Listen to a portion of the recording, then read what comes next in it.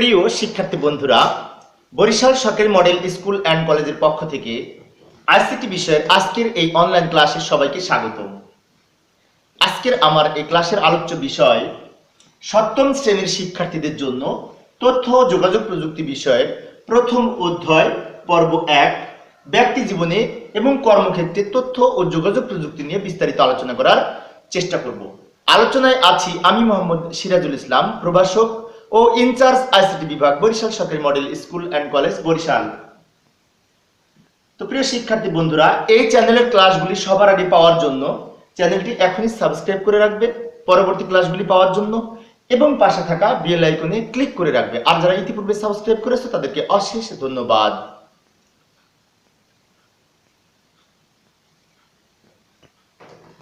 তো আজকের আলোচনার বিষয় হচ্ছে প্রথম অধ্যায় প্রাত্যহিক জীবনের তথ্য ও যোগাযোগ প্রযুক্তি, অর্থাৎ ব্যক্তি জীবনের তথ্য ও যোগাযোগ প্রযুক্তি এবং কর্মক্ষেত্রে তথ্য ও যোগাযোগ প্রযুক্তি সম্পর্কে বিস্তারিত আলোচনা করার চেষ্টা করব। তো প্রিয় শিক্ষার্থী বন্ধুরা, আমার আজকের এই আলোচনাটি আমি তোমাদের সপ্তম শ্রেণীর আইসিটি পাঠ্য বইয়ের আলোকে আলোচনা করার চেষ্টা করব। তাই আমার এই ক্লাসটি দেখার পাশাপাশি তোমরা যদি পাঠ্য বইটি ভালো করে পড়ো তাহলে আশা করি আরো ভালো মতো বুঝতে পারবে এবং যে কোনো বিষয়ে আইসিটি তথ্য ও যোগাযোগ প্রযুক্তি সম্পর্কে পরীক্ষার প্রশ্ন সহ সবকিছু ভালো মতো বুঝতে পারবে। আজকের এই ক্লাসটি দেখার পাশাপাশি পাঠ্য বইটি কিন্তু ভালো করে পড়তে হবে। তো প্রথমে আসি ব্যক্তিগত যোগাযোগ, তাই না?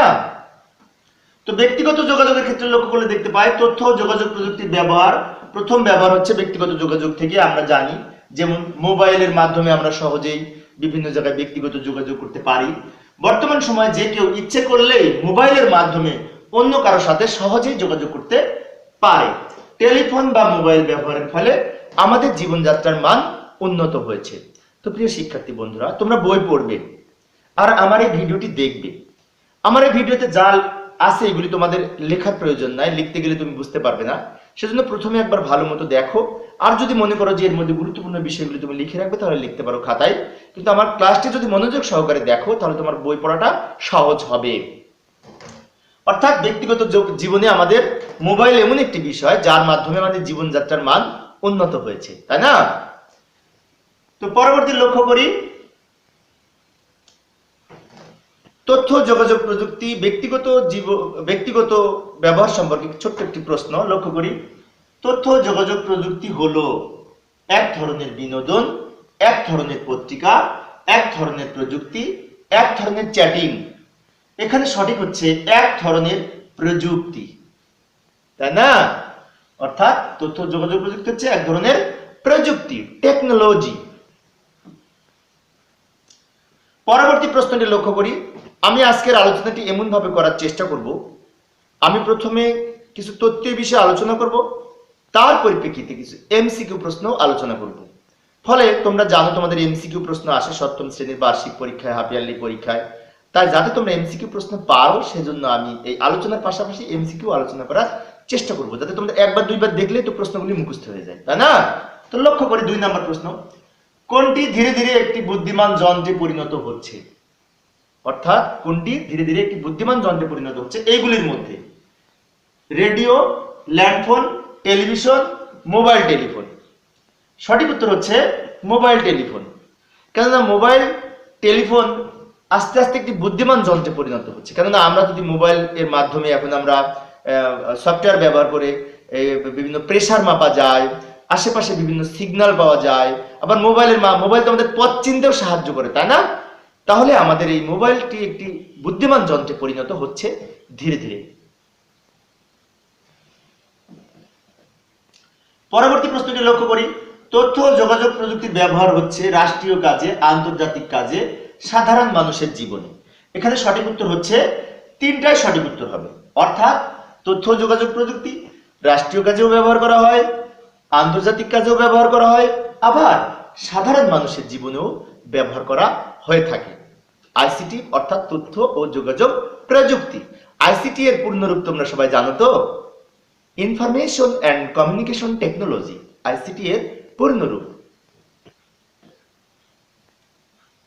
পরবর্তী প্রশ্ন, তোমার মতে কোনটির মাধ্যমে একজন আরেকজনের সাথে সহজে যোগাযোগ করতে পারে? সহজ প্রশ্ন, তোমরা পারবে। Television, telephone, radio, GPS. এখানে সঠিক উত্তর হচ্ছে কোনটা হবে? সঠিক উত্তর হবে টেলিফোন। অর্থাৎ টেলিফোনের মাধ্যমে খুব সহজেই আমরা একজন আরেকজনের সাথে যোগাযোগ করতে পারি।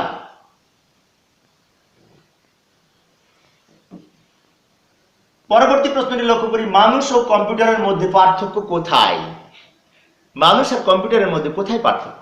লক্ষ্য করি, গতি, কাজের প্রকৃতি, মেমোরি, চিন্তা ও বুদ্ধি। কোনটি সঠিক উত্তর হবে? তোমরা একটু চিন্তা করো। সঠিক উত্তর এখানে হবে চিন্তা ও বুদ্ধি। অর্থাৎ মানুষ কিন্তু চিন্তা ও বুদ্ধি করে বিভিন্ন সমস্যার সমাধান করতে পারে, কিন্তু কম্পিউটারের বুদ্ধি, কম্পিউটারের যে প্রোগ্রাম দেওয়া থাকবে প্রোগ্রামের উপরেই নির্ভর। প্রোগ্রামের বাইরে কম্পিউটার কাজ করবে না। কম্পিউটারেরও বুদ্ধি আছে, কিন্তু সেটা মানুষের দেয়া বুদ্ধি, অর্থাৎ মানুষের দেয়া প্রোগ্রামের মাধ্যমে রোবট চালিত বিভিন্ন কম্পিউটারাইজ প্রোগ্রাম পরিচালিত হয়। কিন্তু মানুষের বুদ্ধি সবসময় সৃজনশীল, সৃষ্টিশীল। সেজন্য কম্পিউটার আর মানুষের মধ্যে পার্থক্য হচ্ছে চিন্তা ও বুদ্ধি। পরবর্তী প্রশ্ন, তোমার কোনো বন্ধু বিদেশ থাকলে তার সাথে নিম্নের কোনটি সাহায্যে যোগাযোগ করতে পারবে? Mobile, notebook, internet, Wikipedia. কোনটির সাহায্যে যোগাযোগ করা যায়? একটু চিন্তা করো। এখানে মোবাইল আর ইন্টারনেট দুইটার মধ্যে তোমাদের কনফিউশন হচ্ছে, তাই না? সঠিক উত্তর হচ্ছে ইন্টারনেট। কেননা মোবাইল থাকলে আমি কিন্তু যোগাযোগ করতে পারবো না যদি ইন্টারনেট কানেকশন না থাকে। বিদেশে কারোর সাথে যোগাযোগ করা সম্ভব নয়, কিন্তু ইন্টারনেটের মাধ্যমে মোবাইল ছাড়াও আমি তো কম্পিউটার ব্যবহার করে, ল্যাপটপ ব্যবহার করে, আবার ট্যাব ব্যবহার করে আমি তো যোগাযোগ করতে পারি, তাই না?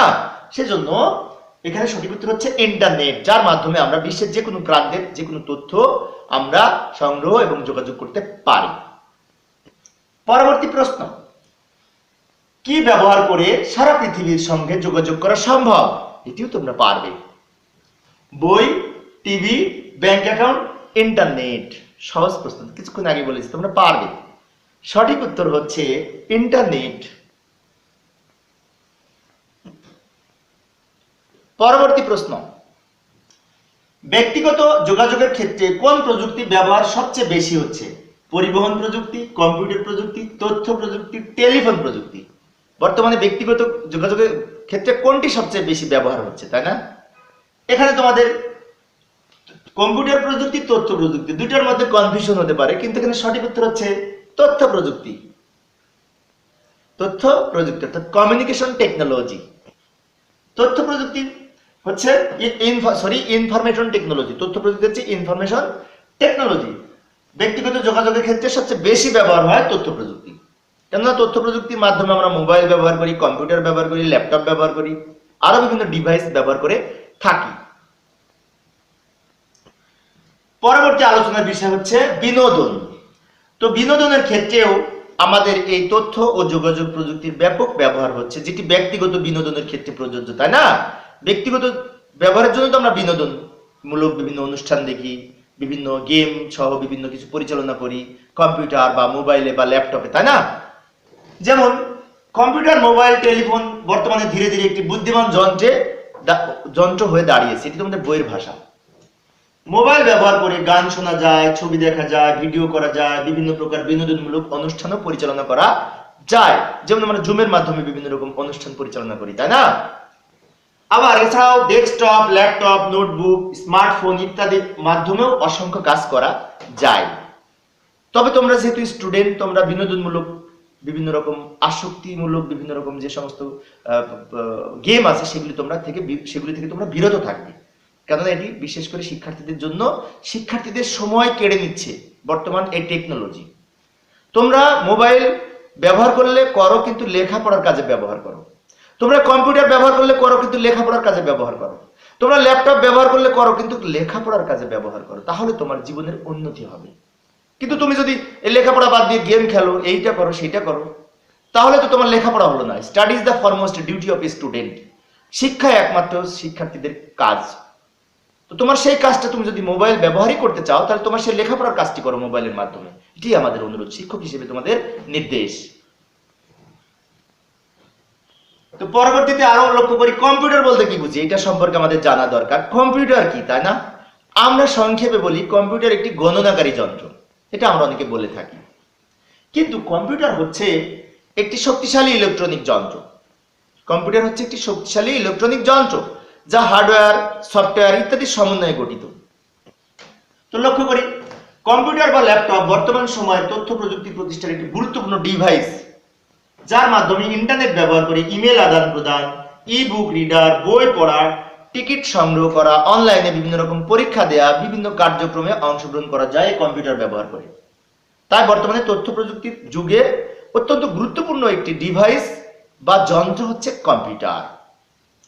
তো কম্পিউটারে যে বিভিন্ন রকম কম্পিউটার আমরা এখানে দেখতে পাচ্ছি, তাই না? কম্পিউটার আমরা অবশ্য চিনি, জানি, দেখেছি, তোমরা হয়তো কম্পিউটার সম্পর্কে ধারণা আছে। এবার আসি কম্পিউটার, বিভিন্ন ধরনের কম্পিউটার আছে। তার মধ্যে একটা কম্পিউটার হচ্ছে ডেস্কটপ কম্পিউটার। ডেস্ক অর্থাৎ টেবিলে রেখে যে কম্পিউটারগুলো আমরা কাজ করি সেগুলোকে ডেস্কটপ কম্পিউটার বলে। যেমন এই যে ডেস্কটপ কম্পিউটারের ক্ষেত্রে মনিটর, এই যে মনিটর, এটাকে আমরা কি বলি সিপিইউ, তাই না? কিন্তু আসলে এটার নাম সিস্টেম ইউনিট। এই সিস্টেম ইউনিটের মধ্যে সিপিইউ, সেন্ট্রাল প্রসেসিং ইউনিট, যেটা মাইক্রো প্রসেসর, সেটা অন্তর্ভুক্ত থাকে। আমরা কিন্তু এটাকে বলি সবাই সিপিইউ, কিন্তু আসলে ওটির নাম হচ্ছে এই আইসিটির ভাষায় এই যে লম্বা যন্ত্রটির নাম হচ্ছে সিস্টেম ইউনিট। এবং এই যে কিবোর্ড, মাউস, এগুলির সমন্বয়ে তো কম্পিউটার। তো ডেস্কটপের ক্ষেত্রে system unit, keyboard, mouse, monitor সব আলাদা আলাদা থাকে, কিন্তু ল্যাপটপের ক্ষেত্রে সব ইনটেক করা থাকে, তাই না? তো লক্ষ্য করি ডেস্কটপ বা টেবিলে স্থাপন করে, ডেস্ক বা টেবিলে স্থাপন করে যে সকল কম্পিউটার ব্যবহার করা হয় তাকে ডেস্কটপ কম্পিউটার বলে। এই ধরনের কম্পিউটারে keyboard, mouse, monitor, system unit সব আলাদা থাকে। এই যে এখানে বলেছি সিস্টেম ইউনিট সব আলাদা থাকে। লক্ষ্য করে এবার ল্যাপটপ।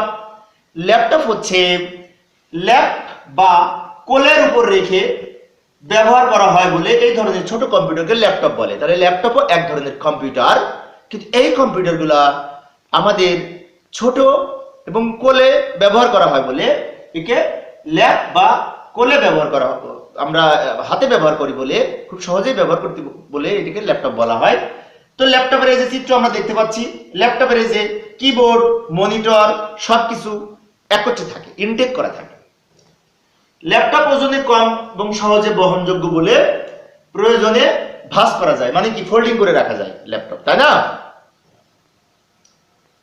তো এবার আসি নোটবুক। নোটবুকটা হচ্ছে ল্যাপটপের চেয়ে ছোট, ল্যাপটপের চেয়ে ছোট কিন্তু ট্যাবের চেয়ে বড়, এই ধরনের কম্পিউটারকে নোটবুক বলে। তো নোটবুকের ক্ষেত্রে আমি একটি বিষয় বলবো, সেটা আমার ল্যাপটপও আছে আবার নোটবুকও আছে, তাই না? তো নোটবুকে কিন্তু এই সিডি রম, নর্মাল যে সিডি ব্যবহার করি ওই সিডি রমটা নোটবুকে থাকে না, আর ছোট সাইজের হয়, যেটি নোটবুক হিসেবে আখ্যায়িত। তো এই নোটবুকের ক্ষেত্রে লক্ষ্য করে নোটবুক কম্পিউটার, ল্যাপটপ অপেক্ষা ছোট। ল্যাপটপের মতো এটি বহনে সহজে বহনযোগ্য এবং ছোট স্থানে রেখে কাজ করা যায়, যার কারণে নোটবুক কম্পিউটার, ল্যাপটপ অপেক্ষা দামেও কম। সেজন্য তোমাদের বিশেষ করে বহনে সুবিধার জন্য ল্যাপটপ এর পরিবর্তে নোটবুক ব্যবহার করা যেতে পারে। তবে সাধারণ সিডিগুলা, সিডি রম নোটবুকে থাকে না। তবে আধুনিক যে সমস্ত নোটবুকগুলো রয়েছে সেগুলি ছোট সিডি ব্যবহার করার জন্য সিডি রম রয়েছে, কিন্তু নর্মালি যে সিডি রম গুলো ব্যবহার করা হয়, সিডি ব্যবহার করা হয়, সেগুলি নোটবুকে থাকে না। তো এবার আসি ট্যাব। ট্যাব হচ্ছে নোটবুকের চেয়ে ছোট, মোবাইলের চেয়ে বড়। এই ধরনের যে সমস্ত বিশেষ করে কম্পিউটারাইজ কাজ করার জন্য খুব সহজে মোবাইলে কাজ সহ বিভিন্ন রকম লেখালেখির কাজ করা যায় ট্যাব। লক্ষ্য করি ট্যাব সাধারণত মোবাইলের চেয়ে বড়, যা মোবাইল ও কম্পিউটারের প্রায় সকল কাজ সম্পন্ন করা যায়। ট্যাব ব্যবহারের অপর একটি সুবিধা হচ্ছে এটিকে মোবাইলের অ্যান্ড্রয়েড ভার্সন পোর্ট ব্যবহার করা যায়, অর্থাৎ মোবাইলের যে অ্যান্ড্রয়েড ভার্সন এটি এই ট্যাবে ব্যবহার করা যায়, কিন্তু এই আমাদের বিশেষ করে অনেক ল্যাপটপ বা কম্পিউটার এটি ব্যবহার করতে প্রবলেম হয়। তবে আধুনিক কিছু ল্যাপটপ রয়েছে যেগুলি অ্যান্ড্রয়েড সিস্টেম ব্যবহার করা যায়।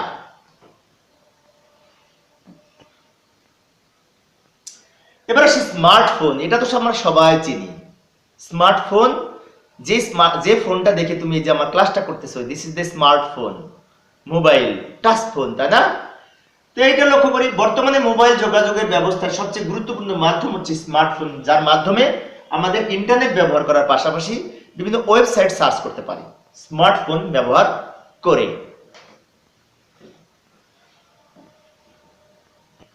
তো এবার এতক্ষণ যেগুলো আলোচনা করলাম তার পরিপ্রেক্ষিতে কিছু এমসিকিউ প্রশ্ন আমরা লক্ষ্য করি। প্রথম প্রশ্ন, 9 নম্বর প্রশ্ন, এটি ইতিপূর্বে আমি 1 থেকে 8 পর্যন্ত কিছু আলোচনা করেছিলাম। তথ্য ও যোগাযোগ প্রযুক্তির সবচেয়ে কোনটি দিন দিন ছোট হয়ে আসছে? কোনটি সবচেয়ে ছোট হয়ে আসছে? লক্ষ্য করি, টেলিভিশন, রেডিও, কম্পিউটার, মোবাইল, কোনটি ছোট হচ্ছে দিন দিন? সঠিক উত্তর হচ্ছে, তোমাদের এখানে কনফিউশন হচ্ছে, কম্পিউটার অথবা মোবাইল যে কোনো একটি হবে, তাই না? সঠিক হচ্ছে কম্পিউটার। কেন কম্পিউটার আমরা দেখলাম ডেস্কটপ থেকে ল্যাপটপ, ল্যাপটপ থেকে নোটবুক, নোটবুক থেকে ট্যাব, ট্যাব থেকে স্মার্টফোন, আস্তে আস্তে কিন্তু ছোট হতে হতে আসছে, তাই না? পরবর্তী প্রশ্ন, বর্তমানে তরুণদের মধ্যে বহুল পরিমাণে ব্যবহার হচ্ছে কোনটি? Computer, laptop, television, mobile phone. এটি তোমরা সবাই পারবে, একটু চেষ্টা করো। তোমরা একটু মনে মনে, আমি একটু সময় দিচ্ছি, তোমরা চিন্তা করো, তারপরে আমি কোনটা সঠিক বলে দিচ্ছি। এখানে সঠিক উত্তর হচ্ছে মোবাইল ফোন। বর্তমানে তরুণদের মধ্যে বহুল ব্যবহৃত হয়, তাই না? এবার আসি জিপিএস। জিপিএস এর পূর্ণরূপ হচ্ছে global positioning system. Global positioning system. তো জিপিএস এর ক্ষেত্রে জিপিএস বলতে কি বুঝি? তোমরা কি লক্ষ্য করেছো, যেমন কিছুদিন আগে আমি এই বিশেষ করে ঢাকা গেলাম, তো ঢাকা যাওয়ার পথে আমি মোবাইলের মাধ্যমে জিপিএস সিস্টেমের মাধ্যমে বুঝতে পারছি যে আমি এখান থেকে কোথায় কত দূরে অবস্থান করছি। আমি যেখানে অবস্থান করছি সেখান থেকে মতিঝিল কত কিলোমিটার দূরে, আমি যেখানে অবস্থান করছি সেখানে রামপুরা কত কিলোমিটার দূরে, সব কিন্তু খুব সহজেই দেখা যায়। এই সিস্টেমটা হচ্ছে জিপিএস সিস্টেম, যাকে বলা হয় গ্লোবাল পজিশনিং সিস্টেম। গাড়ি চালিয়ে কোথাও যাওয়ার জন্য পথঘাট চিনতে পারলে এই জিপিএস এর মাধ্যমে গন্তব্য সহজেই পৌঁছানো যায়, তাই না? তো এই জিপিএস এর মাধ্যমে আরো যে সমস্ত জিপিএস কাজ করে কিভাবে, এখন প্রশ্ন হচ্ছে জিপিএস সিস্টেমটা কাজ করে কিভাবে? কৃত্রিম উপগ্রহের মাধ্যমে পৃথিবীতে সংকেত পাঠায়। অর্থাৎ তোমার মোবাইলে তুমি কোথায় অবস্থান করছো, স্যাটেলাইটের মাধ্যমে সংকেত পাঠায়। সেই সংকেতের মাধ্যমে আমরা মোবাইলের মাধ্যমে সহজেই বুঝতে পারি আমি কোন জায়গায় অবস্থান করছি এবং আমার গন্তব্য কোথায়। আজকাল প্রায় সব গাড়িতে জিপিএস লাগিয়ে দেওয়া হচ্ছে, যাতে সেটি জিপিএস বা ইনপুট ড্রাইভ হিসেবে ব্যবহার করা হয়ে থাকে। অর্থাৎ বর্তমানে যে সমস্ত গাড়ি আছে, অত্যাধুনিক গাড়ি, প্রত্যেকটা গাড়িতে এখন কিন্তু জিপিএস সিস্টেম ব্যবহার করা হয়, যার মাধ্যমে খুব সহজেই পথঘাট চেনা যায়। আবার তোমাদের যে স্মার্টফোন আছে, স্মার্টফোনেও কিন্তু জিপিএস সিস্টেম আছে, যার মাধ্যমে আমরা খুব সহজেই পথঘাট চিনতে পারি, যেটি তথ্য প্রযুক্তির একটি আশীর্বাদ। তো এবার আসি আমাদের এই জিপিএস সম্পর্কে এমসিকিউ প্রশ্ন। জিপিএস ড্রাইভারকে কোন বিষয়ে সাহায্য করে? গাড়ির ড্রাইভারকে জিপিএস কোন বিষয়ে সাহায্য করে? পথঘাট চিনতে, গাড়ি চালাতে, সিনেমা দেখতে, ইঞ্জিন ঠিক করতে। কোনটি সঠিক উত্তর? এখানে সঠিক উত্তর হচ্ছে পথঘাট চিনতে সাহায্য করে জিপিএস, যার পূর্ণরূপ হচ্ছে গ্লোবাল পজিশনিং সিস্টেম। পরবর্তী প্রশ্ন, আজকাল নতুন গাড়িতে কি লাগিয়ে দেয়া হয়? লক্ষ্য করি, স্মার্টফোন, আইপিএস, ইউপিএস, জিপিএস। সঠিক উত্তর হচ্ছে জিপিএস লাগিয়ে দেওয়া হয় বর্তমানে প্রায় আধুনিক সব গাড়িতে, যাতে পথঘাট চিনতে সাহায্য করে। পরবর্তী প্রশ্ন, জিপিএস কে কোনটি সংকেত পাঠায়? চাঁদ, মঙ্গল গ্রহ, কৃত্রিম উপগ্রহ, বুধ গ্রহ। অর্থাৎ জিপিএস কোনটির মাধ্যমে পৃথিবীতে সংকেত পাঠায়, তাই না? সেটি হচ্ছে এই কৃত্রিম উপগ্রহ। কৃত্রিম উপগ্রহ। বাংলাদেশের একমাত্র কৃত্রিম উপগ্রহ হচ্ছে বঙ্গবন্ধু স্যাটেলাইট 1। তোমরা হয়তো জানো, এই পৃথিবীতে প্রদক্ষিণ করছে বাংলাদেশের স্যাটেলাইট বঙ্গবন্ধু স্যাটেলাইট 1। এই যে আমি এখানে কৃত্রিম উপগ্রহ সম্পর্কে আরো কিছু তথ্য এখানে উপস্থাপন করেছি। কৃত্রিম উপগ্রহ পৃথিবী পৃষ্ঠ হতে প্রায় 36 কিলোমিটার উপরে অবস্থান করে পৃথিবীর পৃষ্ঠ হতে, এবং পৃথিবীতে সংকেত পাঠায়। অর্থাৎ কৃত্রিম উপগ্রহের ট্রান্সফরমার এবং রিসিভারের মাধ্যমে সংকেত এই ট্রান্সফার করে এবং রিসিভ করে পৃথিবী থেকে এই স্যাটেলাইট বা কৃত্রিম উপগ্রহ। এবার আসি এই কৃত্রিম উপগ্রহ সম্পর্কে কয়েকটি এমসিকিউ প্রশ্ন। কোন আবিষ্কারের ফলে নতুন কোনো পথঘাট চিনতে সাহায্য করে? কিছুক্ষণ আগে বলেছি জিপিএস, তাই না? এরপরে আসি জিপিএস দ্বারা কোথায় বোঝায়? এখানে হচ্ছে এই যে global positioning system, global positioning system, গ নম্বর উত্তর। এবার আসি এই যে স্যাটেলাইট সম্পর্কে, বঙ্গবন্ধু স্যাটেলাইট 1 সম্পর্কে যদি আমরা কিছু বলি তাহলে লক্ষ্য করি, স্যাটেলাইট বলতে কৃত্রিম উপগ্রহকে বোঝায়। 2018 সালের 12 মে বাংলাদেশের প্রথম স্যাটেলাইট মহাকাশে প্রেরণ করেন। বঙ্গবন্ধু স্যাটেলাইট 1 নামের এই মহাকাশ যানটি যুক্তরাষ্ট্রের কেনেডি মহাকাশ কেন্দ্র থেকে উৎক্ষেপণ করা হয় 2018 সালের 12 মে। নিজস্ব স্যাটেলাইট অধিকারী দেশগুলোর মধ্যে বাংলাদেশ পৃথিবীর 57তম দেশ। এই প্রশ্নগুলি আমরা এমসিকিউ পরীক্ষার জন্য মনে রাখবো। এই যে চিত্রে দেখতে পাচ্ছি আমাদের বাংলাদেশের গর্ব বঙ্গবন্ধু স্যাটেলাইট 1।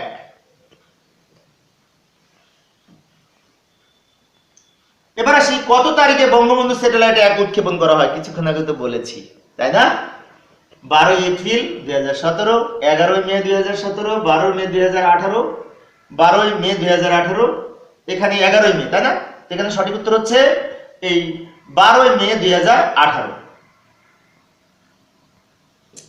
কোন মহাকাশ কেন্দ্র থেকে বঙ্গবন্ধু স্যাটেলাইট 1 উৎক্ষেপণ করা হয়? যুক্তরাষ্ট্রের কেনেডি, কানাডার কেনেডি, রাশিয়ার কেনেডি, জাপানের কেনেডি। সঠিক উত্তর হচ্ছে যুক্তরাষ্ট্র এর কেনেডি বা America, United state of America এর কেনেডি এই কেন্দ্র থেকে এই বঙ্গবন্ধু স্যাটেলাইট 1 উৎক্ষেপণ করা হয়েছিল। পরবর্তীতে যাই, এবার আসি ইবুক রিডার বলতে কি বুঝি? ইবুক রিডার হচ্ছে যার মাধ্যমে এই আমাদের ইবুক বা ইলেকট্রনিক বুক পড়া যায়। লক্ষ্য করি ইন্টারনেটে সংরক্ষিত বই বা ইবুক পড়ার জন্য যা ব্যবহার করা হয় তাকে ইবুক রিডার বলে। যেমন এই যে একটি কিন্ডল, যেমন কিন্ডল একটি ইবুক যার মাধ্যমে খুব সহজেই ইন্টারনেটে সংরক্ষিত বই পড়া যায়। এবার আসি এই ইবুক সম্পর্কিত এমসিকিউ প্রশ্ন। ইবুক হলো ড্যাশ, ইলেকট্রনিক বুক, ইলেকট্রনিক ফাইল, ইলেকশন বুক, ইলেকট্রন বুক। সঠিক উত্তর হচ্ছে ইলেকট্রনিক্স বুক। অর্থাৎ ইবুক কাকে বলে যদি আমরা লক্ষ্য করি তাহলে দেখতে পাই যে সকল বই ইন্টারনেটে সংরক্ষণ করে যে কেউ পড়তে পারে তাকে ইবুক বলে। অর্থাৎ যে সকল বই আমি ইন্টারনেটে সংরক্ষণ করা থাকে যে কোনো সময় আমি পড়তে পারি সেগুলো হচ্ছে ইবুক। যেমন তোমরা লক্ষ্য করে দেখবে যে এই বাংলাদেশে বর্তমানে তোমাদের বিভিন্ন শ্রেণীর যে সমস্ত বই আছে এই বইগুলি তোমরা ইন্টারনেট থেকে খুব সহজেই কিন্তু ডাউনলোড করে পড়তে পারো। আবার ইবুক রিডার ব্যবহার করেও পড়তে পারো, যেগুলিকে ইবুক হিসেবে আখ্যায়িত করা হয়ে থাকে। পরবর্তী প্রশ্ন, ইবুক রিডারে গান শোনা যায়, খাবার অর্ডার দেওয়া যায়, ছবি দেখা যায়, বই পড়া যায়। সঠিক উত্তর হচ্ছে বই পড়া যায়। এটি তোমরা সবাই পারবে। ইবুকের কতগুলো বই থাকে? ইবুকে কতগুলো বই থাকে? একটি, 10টি, 100টি, কয়েক হাজার। ইবুকে কয়েক হাজার বই থাকে। এই প্রশ্নগুলি অবশ্যই তোমাদের বইতে আছে, বইয়ের আলোকেই আমি আলোচনা করছি। পরবর্তী প্রশ্ন, ঘরে বসে আমরা পুরো পৃথিবীর খবরাখবর নিতে পারি কোন প্রযুক্তির মাধ্যমে বা কোনটির মাধ্যমে? ইন্টারনেটে, ইন্ট্রানেটে, মোবাইল ফোনে, মাইক্রোওয়েভে। সঠিক উত্তর হচ্ছে ইন্টারনেট ব্যবহার করে পৃথিবীর যে কোনো প্রান্তের খবর আমরা পেতে পারি। ইন্টারনেট ব্যবহার সম্পর্কে আরো আমি কিছু তথ্য এখানে উপস্থাপন করেছি। ইন্টারনেট ব্রাউজ করে বিশ্বের যে কোনো সংবাদ খুব সহজেই আমরা সাথে সাথে পেতে পারি। অর্থাৎ আমরা যেমন Google Chrome, Opera mini, internet explorer, Mozilla Firefox এই সমস্ত সফটওয়্যারকে বলা হয় ব্রাউজার সফটওয়্যার। এগুলি ব্যবহার করে খুব সহজেই ইন্টারনেটের মাধ্যমে আমরা বিভিন্ন খবরাখবর পেতে পারি। এবার আসি ইমেইল পড়া হয় কিসের মাধ্যমে? প্রিন্টারে, স্ক্যানারের মাধ্যমে, সাউন্ড কার্ডের মাধ্যমে, ল্যাপটপের মাধ্যমে। ইমেইল ল্যাপটপের মাধ্যমে পড়া যায়, মোবাইলের মাধ্যমে পড়া যায়, স্মার্টফোন, তাই না? আবার কম্পিউটারের মাধ্যমেও পড়া যায়। লক্ষ্য করি মোবাইল, কম্পিউটার বা ল্যাপটপের মাধ্যমে বিভিন্ন সফটওয়্যার ব্যবহার করে খুব সহজেই আমরা ইমেল পড়তে পারি এবং ইমেল পাঠাতে পারি। ইমেলের পূর্ণরূপ হচ্ছে ইলেকট্রনিক্স মেইল, যার মাধ্যমে আমরা বিভিন্ন এই তথ্য আদান প্রদান করতে পারি। চিঠির সর্বাধুনিক রূপ হচ্ছে ইমেইল। পূর্বে আমি যে চিঠি ব্যবহার করতাম, এখন সেই চিঠির আধুনিক রূপ হচ্ছে ইমেইল, ইলেকট্রনিক্স মেইল। বিষয়টি মনে রাখবো। পরবর্তী প্রশ্ন, ঘরে বসে প্রিয় খাবার অর্ডার দেওয়া হয় কিসের সাহায্যে? Internet, mobile, fax, radio. সঠিক উত্তর হচ্ছে ইন্টারনেট। ইন্টারনেট ব্যবহার করে আমরা বর্তমানে বিভিন্ন হোটেলে খাবার অর্ডার দিতে পারি, তাই না? যেমন ইন্টারনেট ব্যবহার করে বর্তমানে বিভিন্ন রকমের খাবারের অর্ডার দেয়া যায়। পরবর্তী প্রশ্ন, কোন পদ্ধতিতে সহজে দূরের কোনো বস্তুর কাছে মুহূর্তের মধ্যে তথ্য পাঠানো সম্ভব? টেলিফোনের মাধ্যমে, প্রিন্টিং এর সাহায্যে, ইমেইলের মাধ্যমে, স্ক্যানিং করে। সঠিক উত্তর হচ্ছে ইমেইলের মাধ্যমে। ইমেইলের মাধ্যমে মুহূর্তের মধ্যে আমরা দূরে কোথাও কোনো তথ্য খবরাখবর পাঠাতে পারি। যেমন বর্তমানে ইমেইল ব্যবহারের মাধ্যমে মুহূর্তের মধ্যে বিভিন্ন চিঠিপত্র আদান প্রদান করা যায়। চিঠিপত্র আদান প্রদান করা যায় মুহূর্তের মধ্যে ইমেইল ব্যবহার করে। এবার আসি অনলাইনে ভর্তি ফর্ম পূরণ। অর্থাৎ আমরা বিভিন্ন সময় যে অনলাইনে শিক্ষা সহায়তা কার্যক্রম, তার মধ্যে একটি অংশ হচ্ছে গুরুত্বপূর্ণ এই অনলাইনে ভর্তি ফর্ম পূরণ সংক্রান্ত কার্যক্রম। তো প্রিয় শিক্ষার্থী বন্ধুরা, আমার ক্লাসটি মনে একটু লম্বা হয়ে যাচ্ছে নাকি? আজকে আমি এখানেই কি টানতে চাচ্ছি? তো ঠিক আছে, সমস্যা নেই। আমি এই বিষয়গুলি পরবর্তী ক্লাসে আলোচনা করব। আমি ছোট ছোট অংশে আলোচনা করব, যাতে তোমরা এই ছোট্ট ছোট্ট ক্লাসগুলি দেখার মাধ্যমে বিভিন্ন বিষয় শিখতে পারো। তাই আজকের ক্লাসটি এই পর্যন্ত। আমার এই ক্লাসটি যদি তোমাদের উপকারে আসে এবং ভালো লাগে, তাহলে প্লিজ আমার এই ভিডিওটিতে লাইক দিবে, শেয়ার করবে এবং আমার এই চ্যানেলটি সাবস্ক্রাইব করে রাখবে, যাতে পরবর্তী ক্লাসগুলি পেতে পারো। তো পরিশেষে নতুন নতুন আরো শিক্ষামূলক ভিডিও আনার প্রত্যাশা নিয়ে আজকের মতো বিদায় নিচ্ছি। তোমরা সবাই ভালো থাকবে, সুস্থ থাকবে এবং নিরাপদে থাকবে। খোদা হাফেজ।